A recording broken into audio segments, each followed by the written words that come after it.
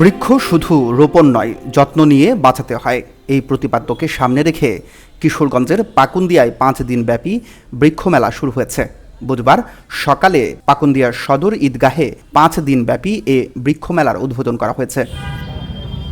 উপজেলা প্রশাসন ও উপজেলা কৃষি সম্প্রসারণ অধিদপ্তর এই মেলার আয়োজন করে। কিশোরগঞ্জ 2 আসনের সংসদ সদস্য অ্যাডভোকেট মোহাম্মদ জালাল উদ্দিন প্রধান অতিথি হিসাবে উপস্থিত থেকে এই মেলার উদ্বোধন ঘোষণা করেন।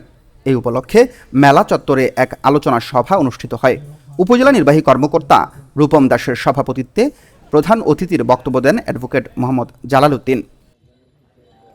আমার মাননীয় প্রধানমন্ত্রী তারেক রহমান সাহেব বলছেন 5 বছরে 25 কোটি গাছ লাগাবেন। তো 25 কোটি গাছ উনি নিজে একলা লাগাবেন? ওনার যে কর্মীরা যারা এখানে আমি সহ ওনার যে কর্মীরা আছে তারা কি ওনার পক্ষে গাছ লাগাইতে হবে না? আমি লাগাবো। আমার বিশ্বাস যে টার্গেট নিয়ে এখানে নার্সারির মালিকরা আসছেন, এই টার্গেটের থেকে অনেক অনেক বেশি বিক্রি হবে এবার ইনশাআল্লাহ। অনুষ্ঠানে স্বাগত বক্তব্য দেন উপজেলা কৃষি কর্মকর্তা কৃষিবিদ নূর ই আলম।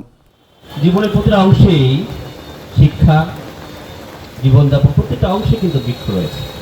এছাড়া অনুষ্ঠানে স্থানীয় বিএনপি এবং অঙ্গ সহযোগী সংগঠনের বিভিন্ন স্তরের নেতাকর্মী সহ কৃষি বিভাগের কর্মকর্তা কর্মচারী সহ উৎসুক লোকজন উপস্থিত ছিলেন।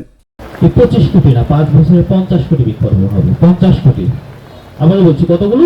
50 কোটি। আলোচনা সভার আগে প্রধান অতিথি ও অন্যান্য অতিথিবৃন্দ মেলার স্টলগুলো ঘুরে দেখেন এবং অংশগ্রহণকারী নার্সারি মালিকদের খোঁজখবর নেন। News desk, Kishoreganj press.